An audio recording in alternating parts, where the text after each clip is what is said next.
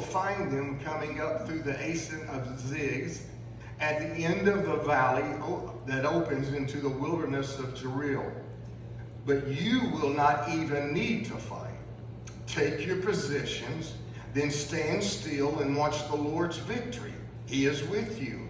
O people of Judah and Jerusalem, do not be afraid or discouraged. Go out against them tomorrow, for the Lord is with you. I'm so glad and thankful that there is always a man of God or a prophet of God or a speaker of God that God speaks to.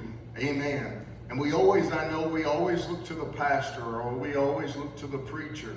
Here, it didn't come that way. As a matter of fact, when I preached to you not long ago about the axe head, if you'll remember, it wasn't the prophet Elisha that came up with the ideal of the program. It was the prophets that came up with the program. So it's not always the preacher or the pastor. God uses different people in different ways in different things.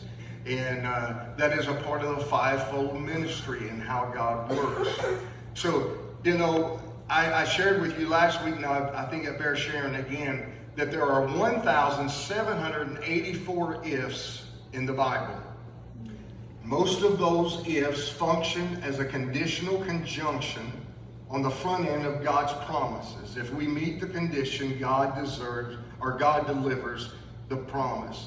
We talked about how the man of God, Jehoshaphat, sought the Lord. He asked God, he actually begged God. He said, God, I need help. He was fearful. He was afraid of these armies. And so he's seeking the face of God. God, I need you. And the first thing he does is he proclaims a fast. If you're serious and it's serious business, you have a tendency to do serious things, don't you? You have a tendency to do things out of the norm. I'll never forget, and this has been a long time ago, I had already moved out and had gotten married, but I remember my mom and my family was going through something that was a pretty big major deal. And I remember my mom praying and crying out to God, and she told God, she said, God, I'm fasting, I'm not going to eat until you bring the miracle, until you answer the prayer. And I thought, oh my Lord, that is, you know what I mean? I got a little concerned. My faith, I guess, was weak, but I got a little concerned. I got a little concerned that maybe she would eat and she would get so weak she wouldn't be able to get around or move. And then I got a little concerned about, well, what if God doesn't answer? I can't help it. Those are the ifs we ask. What if? What if? What if? But I want you to know that she got serious with God and she didn't eat, but God brought the miracle that we needed in our family. And I mean, it was a major deal, a major miracle. And God will answer our prayers, won't He? He will answer when we get down to business with Him. And so He called a fast, and the people came to Jerusalem and they began to fast. He asked God for help. He prayed. He acknowledged God's power.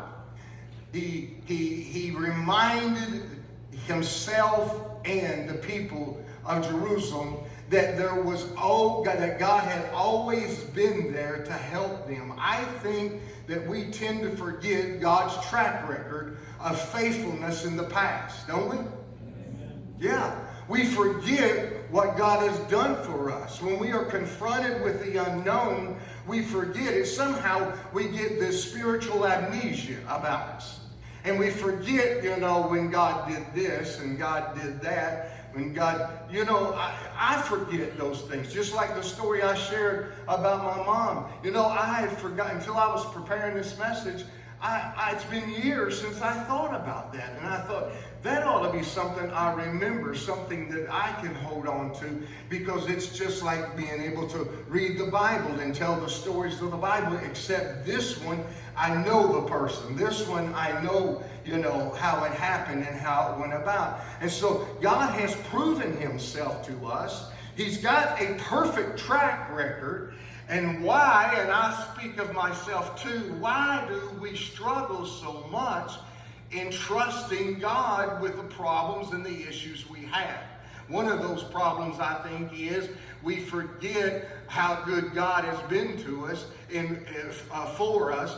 And what I mean by that is that His grace and His mercy has covered us. And I often consider and look at it and think, God, I'm not deserving of that blessing.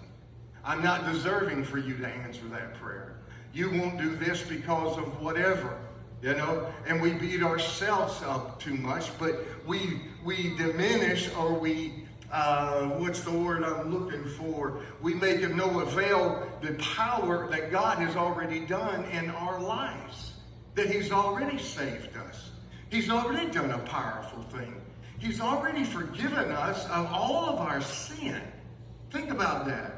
I mean, He came and He died. He paid the ultimate sacrifice for us.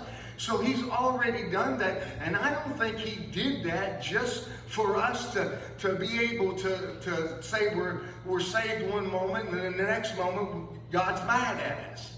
I just don't think that's the way it works. I don't think God just gets mad at us. I don't think He ever gets mad at us. I think He gets disappointed in us. I think He gets disappointed for us, but I don't think that He gets mad at us ever. He always wants us to be blessed. We are His chosen, don't forget. We are His people. Amen. And where I left off last week is, the third thing is, He listens to God's message. When the messenger comes, it does no good to have a messenger if you're not going to listen.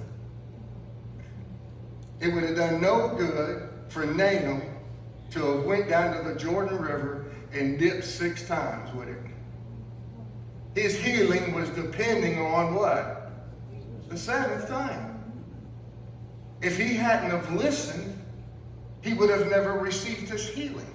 Amen. So for him, it was a if you go dip 7 times, you receive your healing. Now, there's a whole lot of reasons that people a whole lot more educated than I am and smarter than I am, that give reasons why it was 7. We know 7 is a perfect number, God's number. 7 is the number for completion, and that certainly could have something to do with it. So it could be a load of reasons why the prophet, or why the Lord sent the prophet to tell him 7 times. And maybe we won't know until we get to heaven, but who cares?